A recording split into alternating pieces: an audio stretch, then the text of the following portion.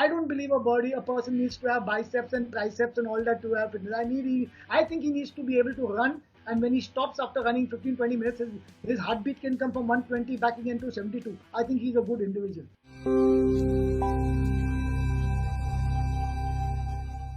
So Darryl, you had mentioned that back in the day, amongst all your teammates, you were perhaps one of the most fit players, if not the fittest.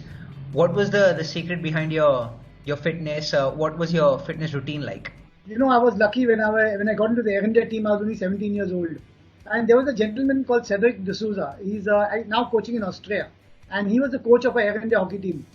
And he broke our backs every day, 5 days a week. We were running on the road for nearly 5-6 kilometers, running on the road, doing sit-ups, push-ups, and all possible things.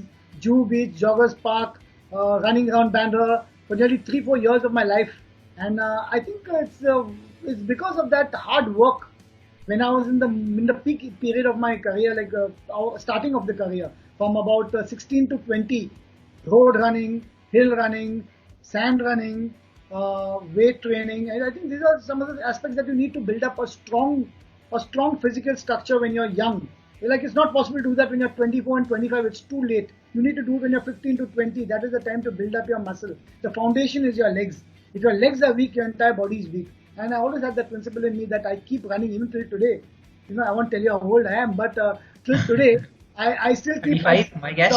And I can never stop. Like in the evenings, if I don't go down, something happens to me. I need to be down in open airs to run every evening. So fitness is the most important thing in today's sport. And if you don't want to do that, don't even think of taking up any sport.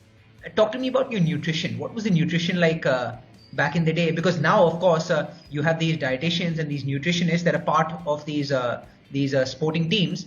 But I doubt you had any of that. So how were you monitoring your diet when you were performing at the elite level? Well, believe it or not, we didn't have nutrition at that time. My mother's fish curry and rice was what my nutrition was.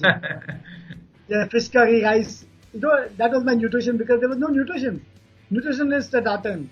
Until today, I have never taken a powder in my life. And I don't intend taking powders at all in my body.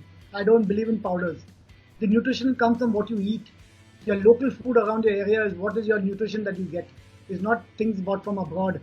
I feel what you get around your house, eat it. That's what's good for you. I have never believed in nutrition. In fact, we had one of the worst diets when we were in the Indian team. I shouldn't be telling you this.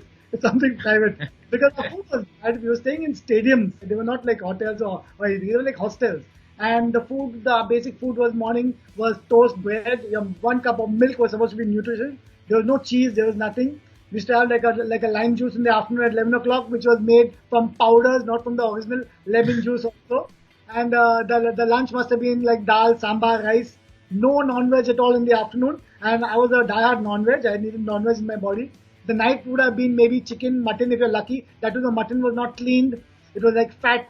So our nutrition was bad at that time. So today I've never really gone to a nutritionist. I believe in eating food, what is good around me. And powders are one of the worst that I would never take because it gives you immediate results. But at the end of the day, your kidneys suffer, which is not good if you do not know how to take them. You should be under professional advice when you're using such things. But I would tell a youngster today, curtail on all those crap of chips and all your candy and all that. I think your fruits, your vegetables, if you're a vegetarian, good. Today, many of the athletes have turned vegetarian. You go for your veg proteins or whatever. But I would advise every individual who's not on the professional sport to curtail the use of powders in your diet because they are very harmful, right? And I feel most of the youngsters today want to have that body only to impress the girls around them. They don't want to play sport. So I would advise you is that make your foundation strong. That foundation is going to make you walk on your legs when you're 70, 80 years old. Your legs should be strong, not your upper body. I see a lot of youngsters working in the gym with their powders at the side of them and lifting weights. My God, I look at them upper body, fantastic, super. But tell them to even run around, they cannot do running around. They can't run even one round on the building. I think that is not fitness to me. My fitness is I would rather see someone who's slim and trim and got good legs and running. I would think that is fitness to me.